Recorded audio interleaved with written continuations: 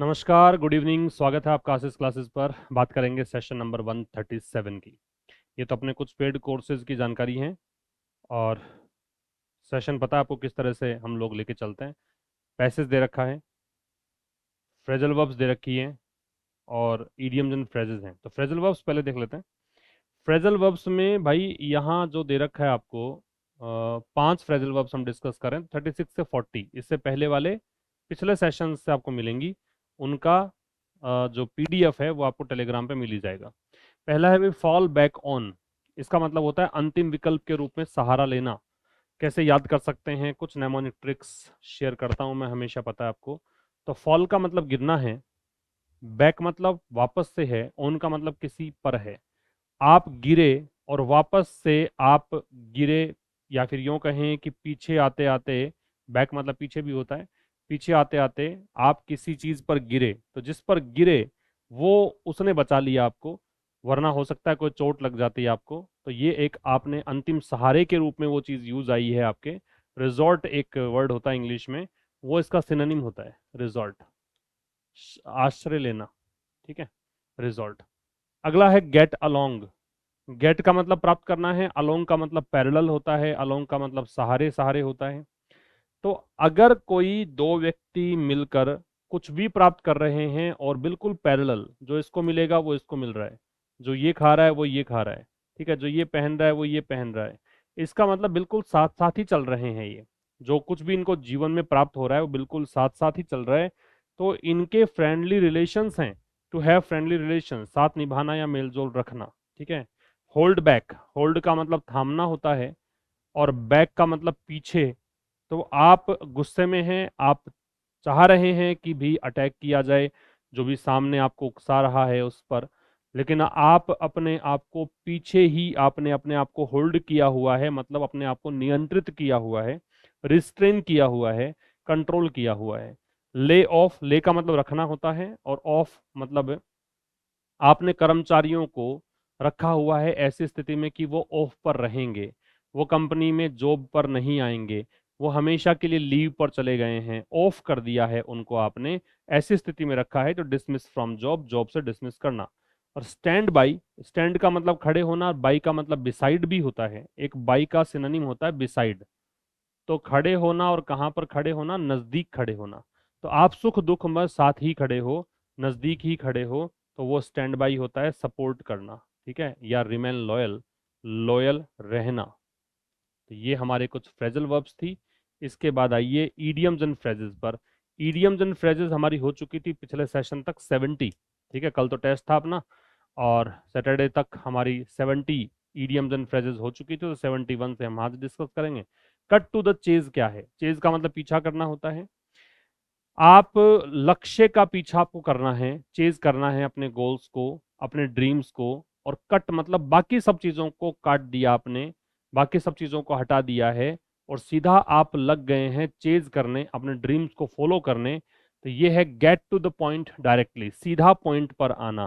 भी जीवन का लक्ष्य ही क्या है कि अपने सपने पूरे करना, तो बाकी सब चीजों को हटाकर आप उसी लक्ष्य पर जुट गए हो। तो get to the, cut to the chase का मतलब है get to the point directly. A dime a dozen, dime जो होता है वो 10 सेंट्स को बोलते हैं, 10 सेंट जो होते हैं इसको बोलते हैं एक डाइम। ठीक है, और 10 सेंट्स मतलब ऐसे समझ लो 10 पैसा। हमारे यहाँ रुपए की छोटी इकाई पैसा होता है, तो डॉलर की छोटी इकाई सेंट होती है। ठीक है, तो 10 सेंट्स इक्वल्स टू 1 डाइम है, तो इसको 10 पैसा ही क्यों ना मान लो एक बार समझने के लिए। ऐसे समझ लो कि कोई भी चीज जो है वो 1 दर्जन आप ले सकते हो, और वो भी कितने में ले सकते हो, 10 सेंट्स में ही ले सकते हो। तो सोच के देखो कि वो चीज कितनी सस्ती होगी, लिटिल वैल्यू की होगी, बहुत ही सस्ती चीज, बहुत ही साधारण चीज होगी। ठीक है, क्योंकि बहुत महंगी, मतलब एक अच्छी कीमती चीज तो आप प्राप्त नहीं कर पाओगे इतने पैसे में। तो अ डाइम अ डजन का मतलब ये है। इसके बाद jump on the band wagon है। बैंड वैगन जो होता है ना वो ट्रेंड को बोलते हैं, वो चलन को बोलते हैं। ठीक है, जो भी फिलहाल चलन में है, जो फिलहाल चल रहा है उसको बोलते हैं बैंड वैगन। कूद जाता है कोई बैंड वैगन पर, मतलब जो भी चलन में है उसी पर कूद पड़ना, उसी में शामिल हो जाना, इसका मतलब उस ट्रेंड या उस एक्टिविटी में शामिल होना, उसको ट्रेंड को फॉलो करना। कई बार होता है ना, अलग अलग ट्रेंड चलते हैं सोशल मीडिया पर, आप देखते हैं कि कभी किसी इमेज को किसी अलग तरीके से दिखाने का ट्रेंड चल पड़ता है। अभी हाल फिलहाल भी देखा ही है आपने कि बहुत सारे ट्रेंड, चूंकि एआई आने के बाद तो बहुत सारी चीज़ें चलती हैं ऐसी, तो वो ट्रेंड फॉलो करना। कास्ट आयरन स्टोमक, कास्ट का मतलब जैसे किसी हीरो को कास्ट किया आपने मूवी में, तो वो क्या है कि आपने उसको लॉन्च किया है उस मूवी में। ऐसे ही आप कोई स्टेज पर लॉन्च कर रहे हो अपना स्टोमक, स्टोमक मतलब पेट, और पेट के लिए गुण बता रहे हो कि स्टोमक है आयरन वाला, मतलब मुझे आप आयरन भी खिला दोगे तो भी डाइजेस्ट कर लूंगा, प्लास्टिक खिला दोगे तो डाइजेस्ट कर लूंगा। ठीक है, ऐसा स्टोमक है जो बहुत ही स्टर्डी है, बहुत ही रोबस्ट है, बहुत ही स्ट्रांग है। कोई फर्क नहीं पड़ता क्या खाता हूं, लेकिन कुछ भी पचाने की क्षमता है मेरे स्टोमक में, तो वो है कास्ट आयरन स्टोमक। तो to be able to eat anything without getting sick, बिना बीमार पड़े किसी भी चीज को खाने की क्षमता आप में है, तो आपके पास क्या है, आयरन स्टोमक है। Go the extra mile, extra mile जाना मतलब जो आपको काम दिया गया है, जैसे आपसे कहा कि भाई आपकी ड्यूटी वो है 8 आवर्स की ड्यूटी है, लेकिन आप 1 घंटा और एक्स्ट्रा दे रहे हैं, तो आप 1 माइल या फिर 1 आवर एक्स्ट्रा दिया आपने, तो ये एक्स्ट्रा काम कर रहे हो, अपना स्पेशल एफर्ट आप पुट कर रहे हो। ठीक है, तो एक विशेष प्रयास करना, अतिरिक्त मेहनत करना, ये इसका मतलब है। इसके बाद अगले 5 ईडियम्स, इसमें पहला है हिट द सैक, 76 का। सैक का मतलब बोरी होती है, बोरी, बोरा होता है, गेहूं आते हैं, चावल आते हैं, उस बोरे को बोलते हैं हम क्या, सैक।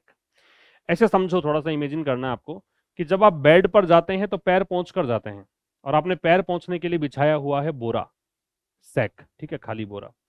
अब आप जब उसको हिट करते हैं पैरों से, मतलब आप उसको पहुंचते हैं, तो ऐसे लगता है पहुंचते हैं, तो आप उसका मूवमेंट देखिए, आप इमेजिन कीजिए, स्पेक्युलेट कीजिए उस चीज को कि आप जब उसके पैर पहुंचते हैं तो लगता है कि उसको हिट कर रहे हो। तो आप सैक को हिट कर रहे हो, तो अल्टीमेटली आप क्यों कर रहे हो, क्योंकि आप सोने के लिए जा रहे हो, आप बेड पर जा रहे हो, और बेड पर जाते ही क्यों है, सोने के लिए जाते हैं। तो गो टू बेड और sleep. Out of the blue, blue का मतलब यहाँ पे स्काई है, ऐसा मानो, आसमान, आसमान का कलर है वो ब्लू होता है, तो यहाँ ब्लू का मतलब स्काई है, और स्काई से कोई चीज अगर आके गिरे, आउट ऑफ द ब्लू है, मतलब स्काई से कोई चीज आके गिर रही है, तो ये सीधी सी बात है कि अनएक्सपेक्टेड ही होगा, क्योंकि हम लोग जो इंसान लोग हैं वो तैयार हैं जो सामने से आएगा उसको फेस करने के लिए, लेकिन ऊपर से कोई चीज आ गिरेगी तो वो तो अनएक्सपेक्टेड ही होगा। तो वो अनएक्सपेक्टेडली है, अप्रत्याशित है, अचानक है। अगला है up in the air, up का मतलब ऊपर है, इन द एयर मतलब हवा में, कोई चीज हवा में ही है केवल, है ना। तो हवा में ही कोई चीज है, तो हम कहते हैं ना कि ये सब चीजें ख्वाबी पुलाव हैं आपके, बस हवा में ही है, कुछ भी यथार्थ नहीं है, कुछ भी धरातल पर नहीं है। इसका मतलब वो अनडिसाइडेड है, अनसर्टेन है, अनिश्चित है। बर्ड्स आई व्यू, तो पक्षी जैसे उड़ते हैं, ठीक है, और पक्षी उड़ते उड़ते उनका जो आई व्यू कैसा होता है, उड़ते उड़ते कुछ चीज ऊपर से देखेंगे तो कैसा देख पाएंगे, सोच के देखो, क्या वो गहराई से पढ़ पाएंगे, नहीं, वो केवल सरसरी दृष्टि से ही पढ़ पाएंगे उस चीज को। तो बर्ड्स आई व्यू का मतलब है जैसे पक्षी की आई व्यू होता है, उसका दृष्टिकोण होता है कि भी उड़ते उड़ते ऊपर से नीचे चीजों देखता है पक्षी, तो वो कैसे देख पाएगा। बस एक रीड, मतलब जैसे हम अखबार पढ़ते हैं तो अखबार कैसे पढ़ते हैं, बर्ड्स आई व्यू लेते हुए पढ़ते हैं, सरसरी निगाहों से, बस ऐसा थोड़ी ना कि नोट्स बनाने बैठ जाते हैं, आमतौर पर तो नहीं होता, वो कॉम्पिटिटिव एस्पिरेंट अगर है तो बात अलग है कि नोट्स बनाने पड़ते हैं सब है, लेकिन जनरली जो अखबार पढ़ने वाले लोग हैं, जो न्यूज़पेपर रीडर हैं, तो वो लोग कैसे पढ़ते हैं, केवल रीड करते हैं, है ना, तो गो थ्रू ही करते हैं। तो सरसरी निगाहों से देखना, a general view from above या ओवरव्यू। ब्लू ब्लड, हमारे ब्लड का कलर कैसा, रेड। और बस इमेजिन करने के लिए है कि जो मुकेश अंबानी हैं, या अजीम प्रेम जी है, या नारायण मूर्ति हैं, ठीक है, ये जो लोग हैं, जो धनाढ्य लोग हैं, जो एरिस्टोक्रेटिक फैमिली से आते हैं, जो नोबल फैमिली से आते हैं, राजघराने से आते हैं, इनके कलर कैसा होगा। तो इनका भी अगर ब्लू रेड ही हुआ तो फिर क्या अंतर रह गया, तो ऐसा मान लेते हैं कि उनके ब्लड का कलर है वो कैसा है, ब्लू है। ठीक है, तो ब्लू ब्लड का मतलब होता है और नोबल फैमिली एंड एरिस्टोक्रेटिक, शाही खानदान। तो ये हमने डिस्कस किए हैं ईडियम्स एंड फ्रेजेस 80 तक, ठीक है। आगे बढ़ेंगे फिर अगले सेशन से। अब आइए पैसेज के क्वेश्चंस पढ़ लेते हैं, और उन क्वेश्चंस का आंसर सर्च करने के लिए एडिटोरियल रीड करते हैं। पहला क्वेश्चन क्या है, what is the main objective of the recently announce 69,725 crore package. क्या मुख्य उद्देश्य है जो हाल ही में इतने रुपए, इतने करोड़ रुपए का जो पैकेज अनाउंस किया गया है, उसका उद्देश्य क्या है, ठीक है, देख लेंगे हम।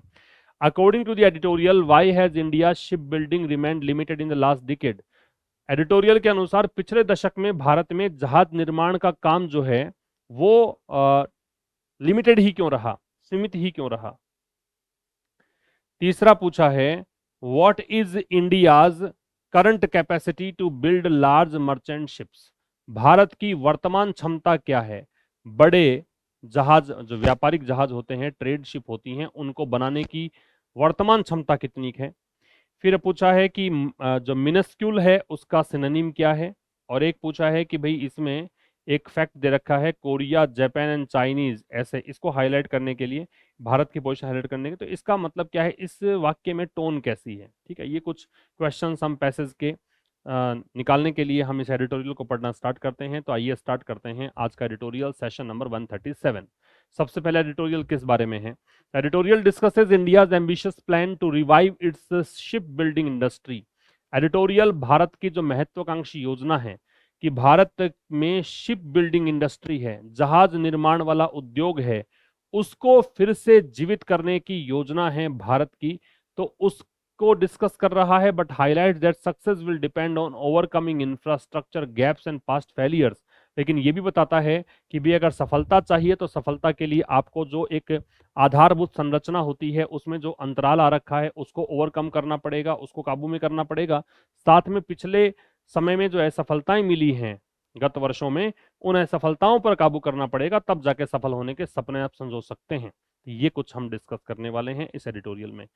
टाइटल क्या है, अपग्रेडिंग शिपयार्ड्स। अपग्रेडिंग का मतलब होता है मॉडर्नाइज करना, अपग्रेड का मतलब है उन्नत करना। ठीक है, तो इसको आप मॉडर्नाइज कह सकते हो, मॉडर्नाइज।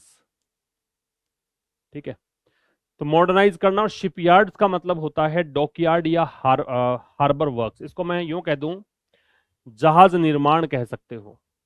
ठीक है, जहाज निर्माण केंद्र कह सकते हो, जहां जहाजें बनाई जाती है, जहां ये शिप बनाई जाती है वो केंद्र मान लो। तो जहाज निर्माण केंद्र, जहाज निर्माण केंद्र ऐसा समझ लीजिए, डॉकयार्ड या हार्बर वर्क्स। अपग्रेडिंग शिपयार्ड्स, तो शिपयार्ड्स को अपग्रेड करना। जो जहाज निर्माण केंद्र है जहां पे जहाजें बनाई जाती हैं उन केंद्रों को अपग्रेड करना। On strengthening India's ship building infrastructure. Strengthen का मतलब होता है बोल्स्टर करना, मजबूती देना, बोल्स्टर मान सकते हो।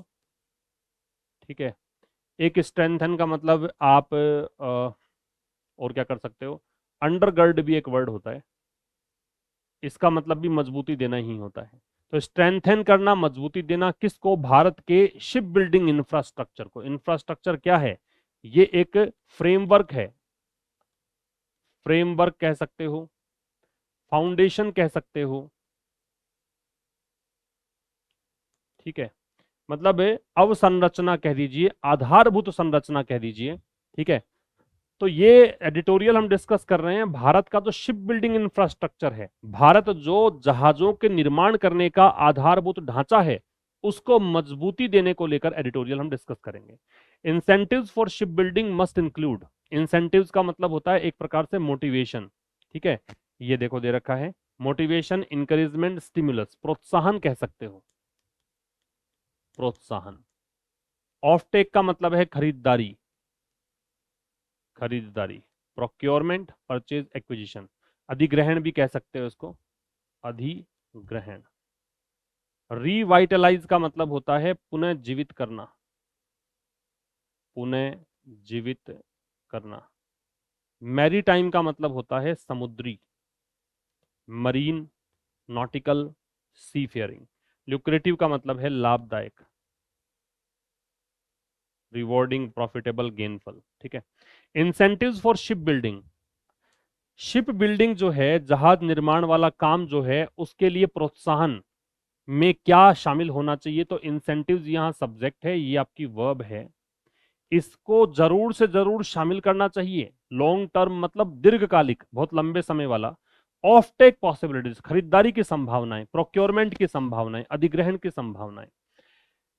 शिप बिल्डिंग के लिए जो प्रोत्साहन है, शिप बिल्डिंग के लिए जो मोटिवेशन है, उस मोटिवेशन में ये भी जरूर से जरूर शामिल होना चाहिए। मैं जरूर से जरूर क्यों बोल रहा हूं, क्योंकि मस्ट आ रहा है। मस्ट एक ऐसा मॉडल है जो ऑब्लिगेशन बताता है, बाध्यता बताता है। तो शिप बिल्डिंग के लिए जो प्रोत्साहन वाला काम है वो प्रोत्साहन तब मिलेगा जब आप इसमें ये भी शामिल करोगे कि लंबे अवधि की ऑफ टेक पॉसिबिलिटीज को भी शामिल करो।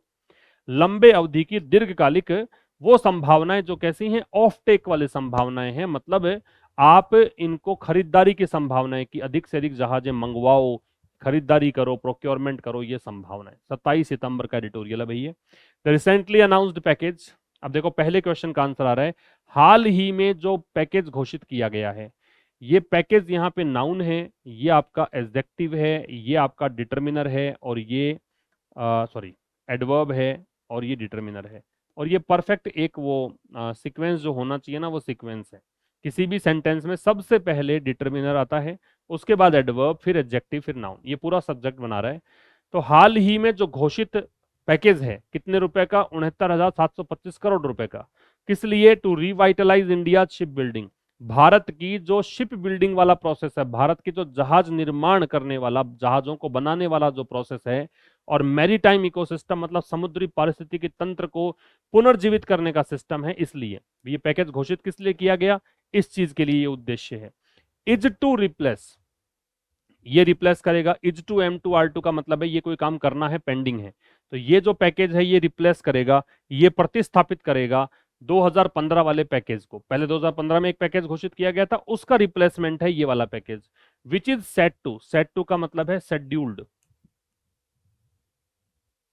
ठीक है, मतलब निर्धारित है, इस समय होने वाला है। और ये जो पैकेज है वो मतलब ये जो 2015 वाला पैकेज है, रिलेटिव प्रोनाउन है, इसका संबंध है 2015 वाले पैकेज से। तो ये जो पैकेज ऑफ 2015 है, ये शेड्यूल्ड है एक्सपायर होना इन मार्च 2026, मार्च 2026 में ये एक्सपायर हो जाएगा।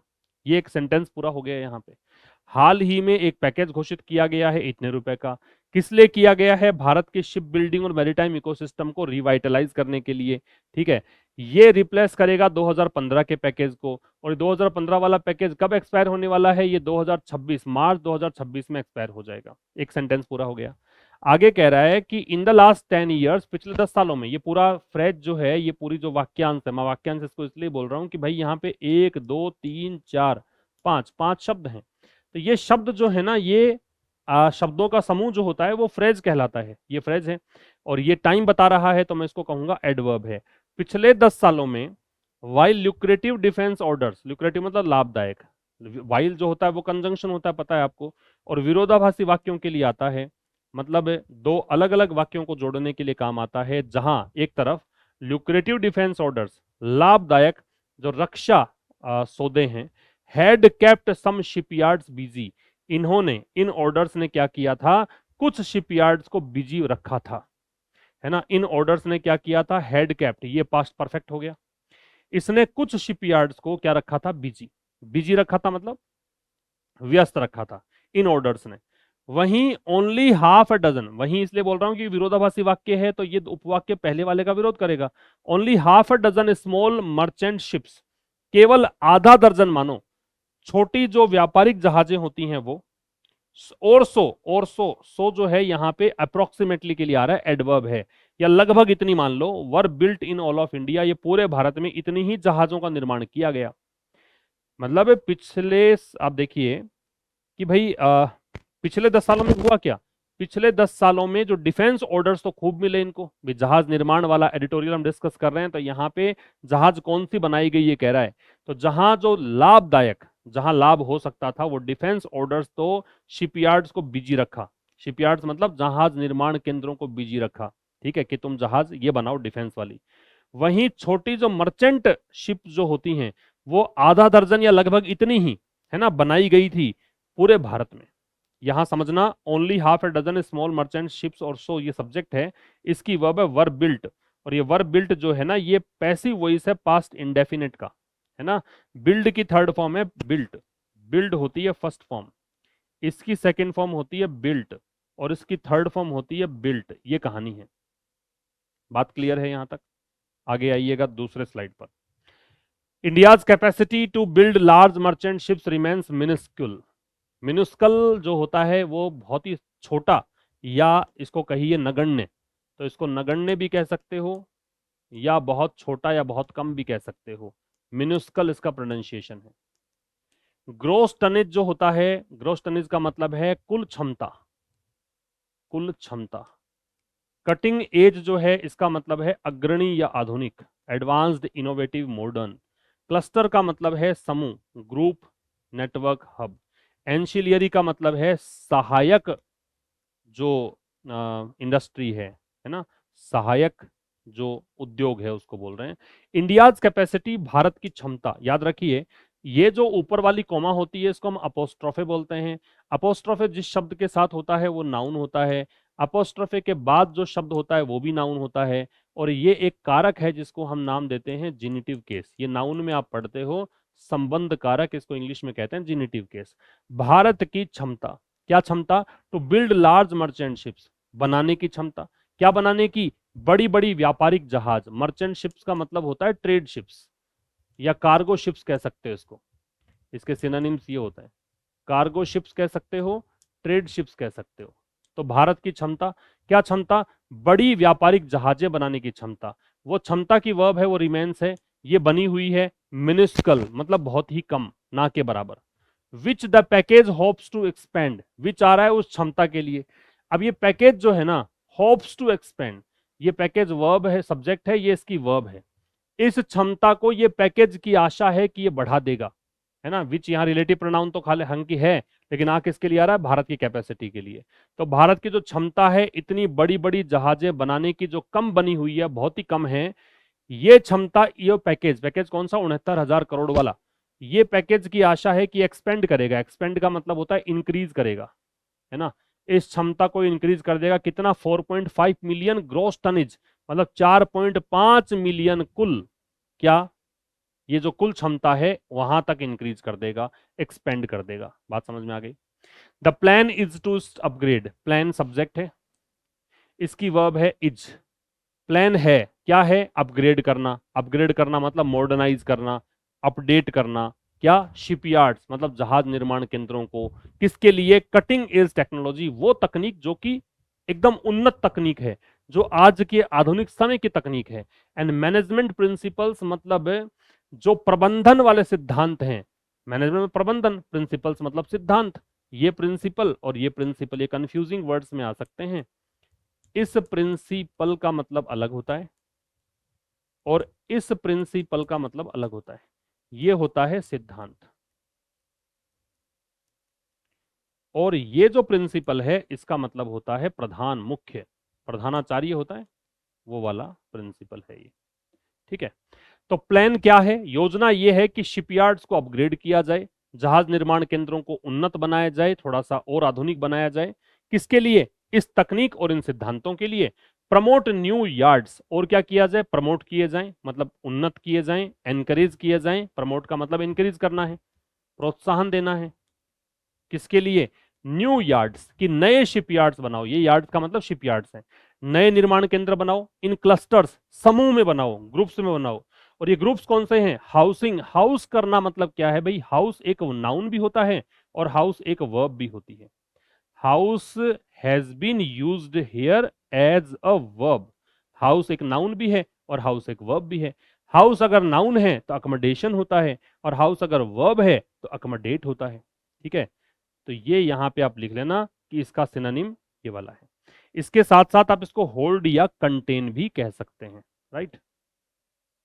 अब सुनो, अब योजना ये है कि शिपयार्ड्स को अपग्रेड करें। किसके लिए करें? कटिंग एज टेक्नोलॉजी के लिए करें और मैनेजमेंट प्रिंसिपल्स के लिए करें। साथ में क्या करें? नए शिपयार्ड्स अपग्रेड करें, प्रमोट करें। किस में करें? समूह में बनाएं। और किस लिए बनाएं? हाउसिंग फैक्ट्रीज, ताकि ये जो शिपयार्ड्स हैं, ये जो जहाज निर्माण केंद्र हैं, वो होल्ड कर सकें। ये हाउस यहाँ पे वर्ब है ना। हाउसिंग मतलब ऐसा करते हुए, होल्ड कर सकें फैक्ट्रीज को, कारखानों को। और कारखाने कौन से? For ship building ancillaries. Ancillaries का मतलब हो गया वो उद्योग जो कि इसके सहायक उद्योग के रूप में काम करते हैं, और शिप बिल्डिंग के सहायक उद्योगों को हाउस कर सके। एंड सपोर्ट शिप ओनर्स, और क्या कर सके? शिप ओनर्स को सपोर्ट कर सके।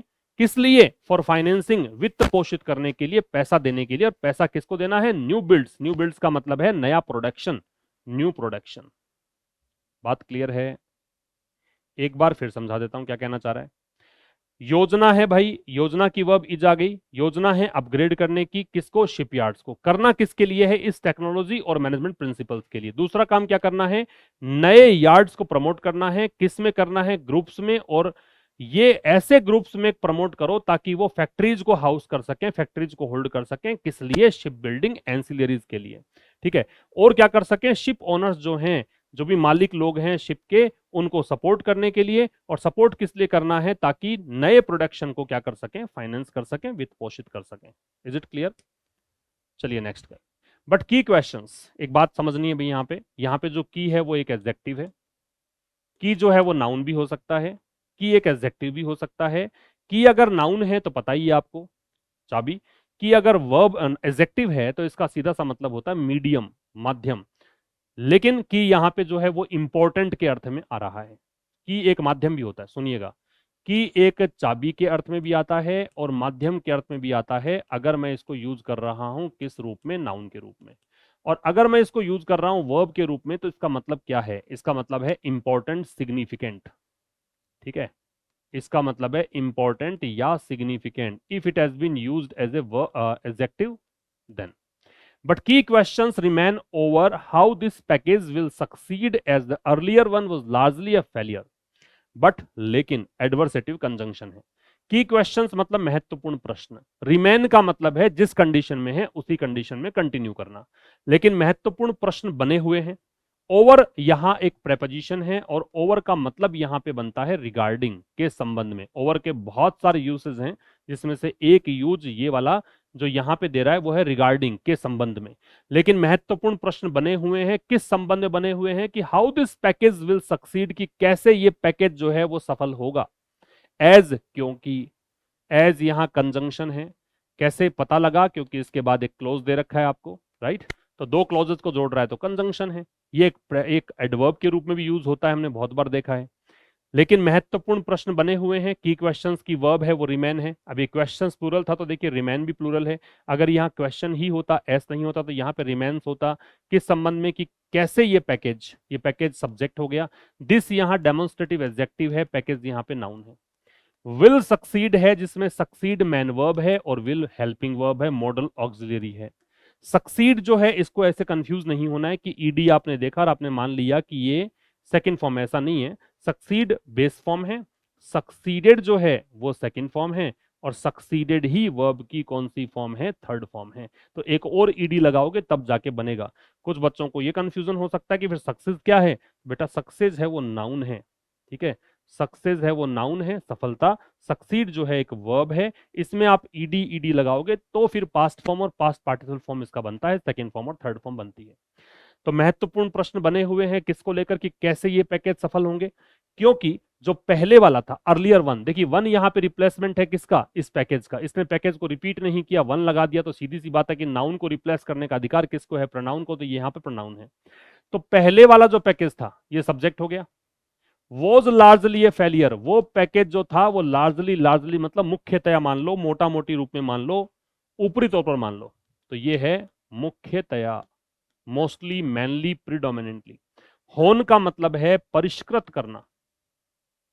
होन का मतलब क्या है? परिष्कृत करना। ठीक है। वैसे होन धार तेज करने को भी बोलते हैं, लेकिन यहां पे ऐसा मानिए रिफाइन करना, पॉलिश करना, परफेक्ट बनाना। प्री फैब्रिकेट का मतलब है पूर्व में बनाना, पहले ही बना लेना। प्री मतलब पहले, फैब्रिकेट मतलब बनाना। प्री असेंबल या प्री मेड। और वेल्ड जो है इसका मतलब है जोड़ना, वेल्डिंग करवाते हैं, तो ये आमतौर पर फ्यूज करने का, ज्वाइन करने का या बॉन्ड करने का काम ही होता है। तो ये कह रहा है कि महत्वपूर्ण प्रश्न किस बारे में है? कि कैसे ये पैकेज सफल होगा। और क्यों है ये क्वेश्चंस? क्योंकि साहब पहले वाला जो पैकेज था ना, वो मुख्य तौर पर या आम तौर पर या मोटा मोटी तौर पर असफल ही रहा था। यहाँ फेलियर जो है वो नाउन है, क्योंकि इससे पहले आप एक डिटर्मिनर देख सकते हैं, ए दे रखा है। ठीक है। ग्लोबली, वैश्विक रूप से, एडवर्ब है। ठीक है। एडवर्ब किसी सेंटेंस को ओपन कर सकता है, तो ये ओपन कर रहा है globally. Ship building has been honed, अब ये प्रेजेंट परफेक्ट का पैसिव दे दिया इसने। वैश्विक रूप से जो शिप बिल्डिंग वाला काम है, जहाज निर्माण वाला काम है, उसको होन किया गया है। ये वर्ब हो गई, ये सब्जेक्ट हो गया। और कैसे होन किया गया है? इनटू अ फाइन आर्ट, इसमें होन किया गया है। फाइन आर्ट का मतलब हो गया भाई एक उत्कृष्ट कला के रूप में। यहां पे फाइन, फाइन का मतलब अच्छा भी होता है, फाइन का मतलब बारीक भी होता है। यहां फाइन आर्ट का मतलब है उत्कृष्ट कला। तो वैश्विक रूप से जहाज निर्माण वाले काम को उत्कृष्ट कला के रूप में परिष्कृत किया गया है। ये इसका एग्जैक्ट हिंदी में ट्रांसलेशन होगा। हैज बीन होन्ड जो है वो पैसिव वॉइस है प्रेजेंट परफेक्ट का। एक और क्वेश्चन का आंसर जो रीडिंग कॉम्प्रिहेंशन वाला क्वेश्चन हमने देखा था, इन Korean, Japanese and even Chinese yards component blocks of large merchant ships are prefabricated outside the actual dry dock and moved to the dry dock using cranes of say 1000 tons where they are welded together in Korean, Japanese और even Chinese yards. क्या पूछा था आपसे कि भाई इस statement में जो ऑथर है उसको कौन सा टोन यूज कर रहा है? वो तो कह रहा ऑप्शन देखकर हम देख लेंगे, हालांकि फिलहाल देख रहे हैं कंपैरिजन के लिए ले रहा है कि कोरियन, जापानीज और इवन। इवन एक ऐसा एडवर्ब है जो कभी कभी एडजेक्टिव का काम कर सकता है, जो नाउन से पहले भी आ सकता है, एम्फेटिक वे में ये यूज किया जाता है, और जिसको भी मॉडिफाई करता है, क्वालिफाई करता है, उसके ठीक पहले इसको प्लेस किया जाता है। फिलहाल मैं इसको एडजेक्टिव कहूंगा, एडवर्ब जो कि एक एडजेक्टिव का रोल प्ले कर रहा है क्योंकि नाउन से पहले है। तो कोरियन, जापानीज और यहां तक कि चाइनीज यार्ड्स में, तो कोरिया में शिप निर्माण वाले केंद्र हैं, जापान में जो केंद्र हैं और चीन में शिप निर्माण वाले केंद्र हैं, उनमें कंपोनेंट ब्लॉक्स, कंपोनेंट क्या होते हैं? घटक जिससे बने हैं, तो आप इसको पार्ट्स कह दीजिए। जिन पार्ट्स से शिप बनती है वो पार्ट्स हैं। ऑफ लार्ज मर्चेंट शिप्स, और ये पार्ट्स हैं किसके? ये हैं बड़े व्यापारिक जहाजों के, कार्गो शिप के। आर प्री फैब्रिकेटेड, ये पैसिव वॉइस है प्रेजेंट इंडेफिनिट का। इनको बनाया जाता है outside the actual dry dock, किसके बाहर? एक्चुअल ड्राई डॉक, जो वास्तविक ड्राई डॉक हैं उनके बाहर।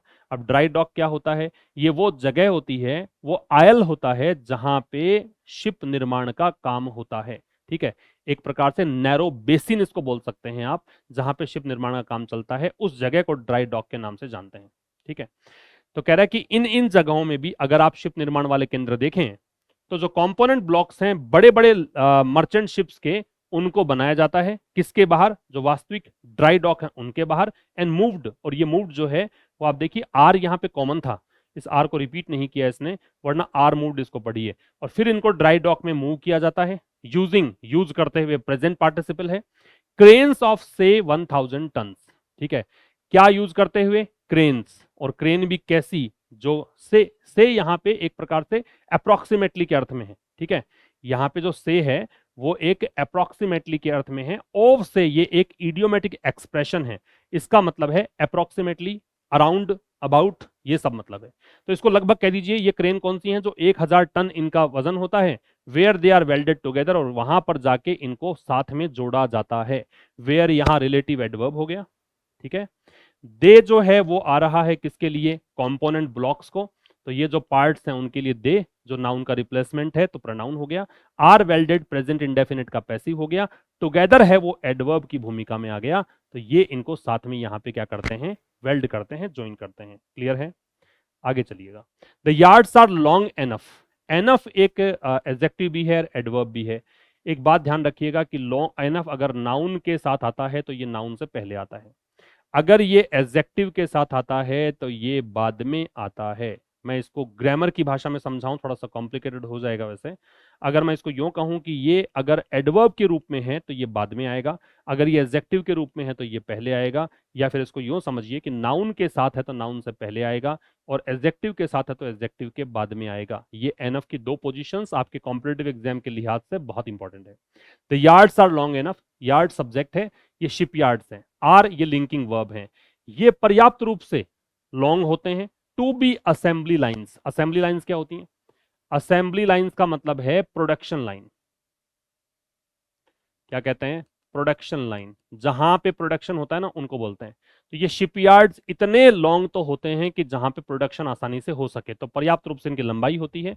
इन द पास्ट, ये एक फ्रेज हो गई, भूतकाल में। द मैट्रिक, मैट्रिक का मतलब है भाई मापन, मापदंड। ठीक है, मैट्रिक जो शब्द है इसका मतलब है मापदंड, स्टैंडर्ड मेजर बेंचमार्क। कील लेइंग का मतलब है कील लगाना, मतलब शुरुआती काम क्या है, कील ठोकने से तो स्टार्ट होता है शिप निर्माण का काम, तो वो वाला कील मतलब कील ही है, जिसको इंग्लिश में नेल भी बोलते हैं। वाटरबॉर्न का मतलब है पानी में उतारना, भी कील लगाने से लेकर और अंतिम काम क्या होता है, जहाज जब बन जाए तो उसको आप उतारते हैं पानी में, तो ये वाला काम, ये लास्ट प्रोसेस है। तो ये एक रेंज दे रखी है, कह रहा है कि पास्ट में क्या द मैट्रिक वॉज, मापदंड ये था, वॉज कील लेइंग टू वाटरबॉर्न, मतलब प्रोडक्शन का काम कहां से कहां, कील लगाने से लेकर पानी में उतारने तक का। ठीक है, टुडे, आज के दिन, that takes just 3 to 4 months, आज के दिन इस काम को, दैट यहां रिलेटिव प्रोनाउन है, सॉरी, दैट यहां पे डेमोन्स्ट्रेटिव प्रोनाउन है। डेमोन्स्ट्रेटिव प्रोनाउन इसलिए है कि भाई इसके बाद में कोई नाउन नहीं है, अगर इसके बाद में नाउन होता तो मैं इसको डेमोन्स्ट्रेटिव एडजेक्टिव बोल देता। टुडे एडवर्ब है, टाइम बता रहा है, आज के दिन ये जो प्रोसेस है वो लेता है, ये वर्ब हो गई। 3 to 4 months, केवल इतने महीने। It takes just about a year, अब ये एक इसका प्रोनाउंसिएशन याद रखना भाई, ये ईयर है, इससे पहले ए लग रहा है इसलिए क्योंकि कॉन्सोनेंट साउंड ये दे रहा है। अगर ये ईयर होता, अगर ये वाउल साउंड देता तो यहां पे एन लगता। ठीक है, तो ये कह रहा है it takes just about a year, इसमें केवल 1 साल लगता है, from the process of first steel to sea trials. ठीक है, केवल 1 साल लगता है, कहां से कहां के प्रोसेस में, फर्स्ट स्टील, पहला स्टील, स्टील मतलब स्टील ही है, पहला स्टील लगाने से लेकर शुरुआती जो काम होता है जहाज निर्माण का, वहां से लेकर सी ट्रायल्स, मतलब आप ट्रायल वॉयज, समुद्र यात्राएं करते हैं, एक डेमो लेते हैं कि जहाज बन गया है, अब ये समुद्र में आसानी से तैर पाएगा क्या, है ना, ये सारे मापदंड पूरे कर रहा है क्या, वो वाली बात। तो ये लगभग 1 साल लेता है, ये केवल 1 साल लेता है, कहां से, from the process of first steel, पहला कील लगाने से, स्टील लगाने से, सी ट्रायल्स तक, for a large merchant ship, और किसकी बात कर रहा है, बड़ी व्यापारिक जहाजों की बात कर रहा है। तो इसमें कुछ वैसे विशेष चीजें हैं नहीं एडिटोरियल में, केवल शिप निर्माण के बारे में बात कर रखी है। ठीक है, और बारिंग एन एक्सेप्शन और टू, बारिंग जो होता है प्रेपोजिशन है, इसकी वर्ड कैटेगरी प्रेपोजिशन है, इसका मतलब के अलावा है, के सिवाय है। क्या मतलब है, के अलावा या के सिवाय, except for, apart from. Bottle neck का मतलब बाधा या रुकावट है, ऑब्स्टेकल, हिंड्रेंस या ब्लॉकेज। बारिंग एन एक्सेप्शन और टू, तो ये कह रहा है एक अपवाद या दो अपवाद, एक्सेप्शन क्या होता है, अपवाद, तो एक या दो अपवादों को छोड़ दो, उनके अलावा इंडियन यार्ड्स, भारतीय जो शिपयार्ड्स हैं, भारत में जो जहाज निर्माण केंद्र हैं, आर, वो हैं, नीदर नोर, ये एक कोरिलेटिव कंजंक्शन का पेयर है, कोरिलेटिव कंजंक्शन है, ना ही तो वो शिपयार्ड्स लॉन्ग एनफ, मतलब ना ही तो वो लंबे हैं पर्याप्त मात्रा में, ना he have the crane capacity, ना ही उनके पास क्रेन कैपेसिटी है, क्रेन क्षमता है, एंड स्पेस, स्थान है, एंड कैपेबिलिटी या फिर क्षमता है, to do the prefabs, की वो पहले से इन चीजों को तैयार कर सकें प्री फैब्रिकेट करने के लिए। ठीक है, तो कह रहे हैं कि एक अपवाद या दो अपवादों को छोड़ दो तो भारत में जो शिपयार्ड्स हैं, ना ही तो पर्याप्त रूप से उनकी लंबाई है, ना उनकी क्रेन कैपेसिटी है, ना स्पेस है, ना कैपेबिलिटी है प्री फैब्स करने के लिए। एंसिलियरीज आर अनदर बोटलनेक, और जो सहायक इंडस्ट्री हैं वो एक और बाधा है। अनदर, ये मैंने बताया हुआ है, अनदर, अदर और दी अदर। ठीक है, अनदर जो होता है मेरे भाई, ये सिंगुलर नाउन से पहले आता है, अदर जो होता है वो प्लूरल नाउन से पहले आता है। ये जो है ये सिंगुलर और प्लूरल दोनों के लिए आ सकता है। ये है वो जेनरिक है, मतलब जब आपको पता नहीं हो किसकी बात कर रहे हैं तो इनमें से कुछ सेलेक्ट करना होता है, और जब आपको पता हो किसकी बात कर रहे हैं तो आपको दी अदर सेलेक्ट करना है, स्पेसिफिक ये है। ठीक है, जब पता नहीं है तो फिर देखो कि एक वचन है तो अनदर लगाओ, तो यहां बोटल नेक, बाधा, बाधा बहुत सारी हो सकती हैं, पता नहीं कौन सी विशेष बाधा की बात कर रहा है, इसलिए हमने लगाया अनदर। बोटल नेक्स होता तो अदर आ जाता, अगर एग्जैक्टली पता होता कौन सी बाधाओं की बात कर रहा है तो दी अदर लग जाता। तो जो सहायक इंडस्ट्री है इसकी, वो एक और बाधा है, रुकावट है। तो ये था आज के इस एडिटोरियल में। अब आइए, जो पहले तो ये मैच द कॉलम एक्सरसाइज हम कर लेते हैं। लुक्रेटिव का मतलब लाभदायक है, लाभदायक के लिए यहाँ पे एक वर्ड दे रखा है सी, प्रॉफिटेबल मनी मेकिंग। कील लेइंग का मतलब कील लगाना है, फर्स्ट स्टेज है ये शिप कंस्ट्रक्शन की, पहली स्टेज है डी। ग्रॉस टनिज जो होता है वो कुल मिलाकर जो क्षमता है उसको बोलते हैं, तो क्या आ जाएगा, state of being launched into water, advanced, innovative, ये आ जाएगा। Measure of A ship internal capacity, ये जो मेजर है। कटिंग एज मतलब अग्रणी होता है, तो ये एडवांस्ड। और वाटर बॉन्ड मतलब पानी में लॉन्च करना, तो ए। ये मैच द कॉलम एक्सरसाइज के आंसर्स हैं।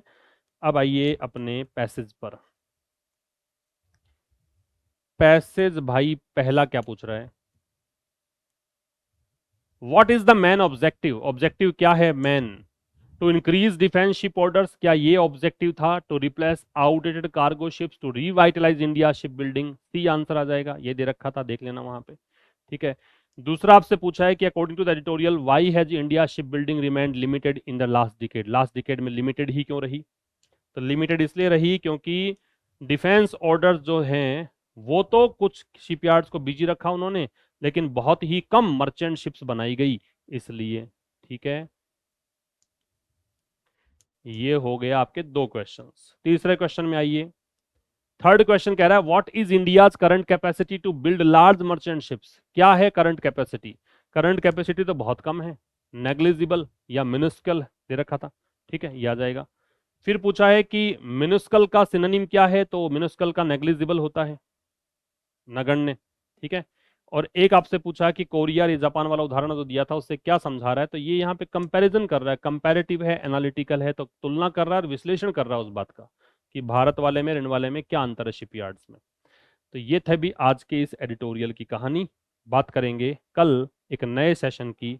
सेशन नंबर 138 में मुलाकात होगी। तब तक के लिए नमस्कार। Thank you very much.